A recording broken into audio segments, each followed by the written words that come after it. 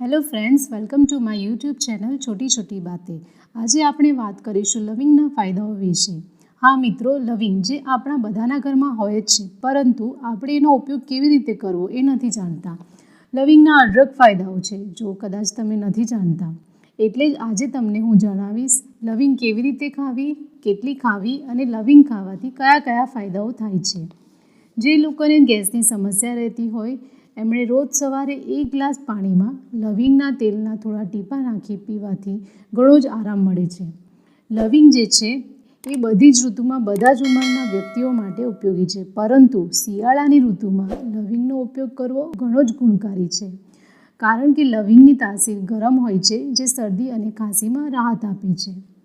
તમે જોયું હશે કે દરેક આયુર્વેદિક ટૂથપેસ્ટમાં લવિંગનો ઉપયોગ થયો હોય છે, કેમ કે લવિંગ દાંતને લગતી દરેક બીમારીઓને દૂર કરે છે. રોજ રાત્રે 1 લવિંગને મોઢામાં રાખીને ચૂસવાથી દાંતના કીટાણુઓ મરી જાય છે અને દુખાવામાં રાહત મળે છે. મિત્રો, જેને શ્વાસની દુર્ગંધ રહેતી હોય એમણે તો લવિંગનો ઉપયોગ જરૂર કરવો જોઈએ.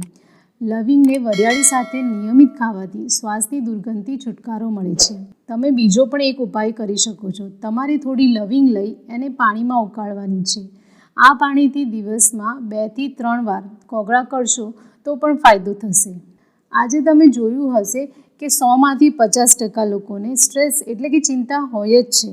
તો મિત્રો, તમને જાણીને નવાઈ લાગશે કે લવિંગમાં મગજના સ્ટ્રેસને ઓછો કરવાનો પણ ગુણ રહેલો છે. સ્ટ્રેસ દૂર કરવા તમે લવિંગને તુલસી, ફુદીનો અને ઇલાયચી નાખીને સુગંધીદાર ચા બનાવીને પી શકો છો, અથવા તો મધ સાથે લવિંગને લેવાથી પણ સ્ટ્રેસને ઓછું કરી શકાય છે. લવિંગના તેલના થોડા ટીપાં એક રૂમાલ પર નાખી આ રૂમાલને વારંવાર સૂંઘવાથી શરદીમાં રાહત મળે છે અને શરદીના કારણે બંધ થઈ ગયેલું નાક ખુલી જાય છે. મિત્રો, જો તમને માથું દુખતું હોય અને ઘરમાં દવા ના હોય તો લવિંગનો ઉપયોગ કરીને તમે માથાના દુખાવાથી રાહત મેળવી શકો છો.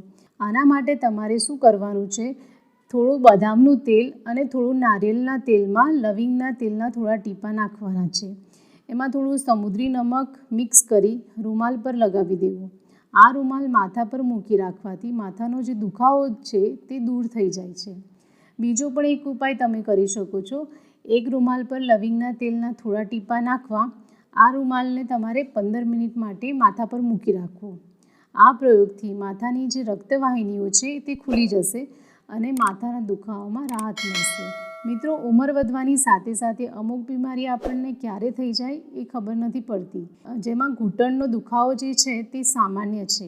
લવિંગમાં એન્ટિસેપ્ટિક ગુણ જોવા મળે છે, જે તમને ઘૂંટણના દુખાવામાં રાહત આપી શકે છે. આ માટે તમારે રોજ સવાર અને સાંજ 2 ટાઈમ લવિંગના તેલથી ઘૂંટણની સારી રીતે માલિશ કરવાની છે. થોડા જ દિવસમાં તમને ઘૂંટણના દુખાવામાં રાહત મળશે. મિત્રો, લવિંગને વધારે માત્રામાં લેવાથી એલર્જી થઈ શકે છે અને એટલે જ લવિંગનો ઉપયોગ કરતી વખતે તમારે તેની માત્રાને જરૂરથી ધ્યાનમાં રાખવી જોઈએ. લાંબા સમય સુધી લવિંગનો ઉપયોગ નુકસાનદાયક છે.